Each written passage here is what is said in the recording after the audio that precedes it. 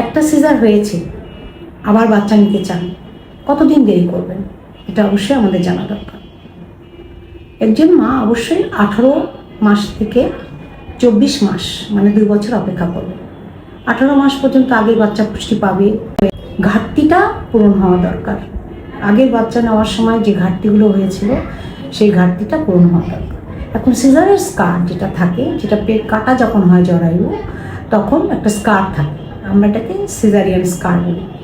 কী সমস্যা হয় যদি আমরা বাচ্চা আগে নিই, সময়ের আগে যেটা হয় সেটা ওই জায়গাটা ছিঁড়ে যেতে পারে, যেহেতু ওটা এখনো পর্যন্ত স্ট্রং হয়নি সেলাইটা, যার জন্য দুর্বল রয়ে যায়, জায়গাটা ফেটে যেতে পারে, যেহেতু জরায়ু বাচ্চা নিলে বড় হয়, ওর উপর চাপ পড়ে। দ্বিতীয় সমস্যা, ফুলটা বা প্লাসেন্টাটা ওই আগের সেলাইতে গ্রন্থিত হয় অথবা নিচে গ্রন্থিত হয়, যার কারণে প্রচণ্ড ব্লিডিং হয়। তৃতীয় সমস্যা যেটা হয় সেগুলো বাচ্চা সময়ের আগে ডেলিভারি হয়ে যেতে পারে। চতুর্থ সমস্যা, বাচ্চা ছোট থাকে।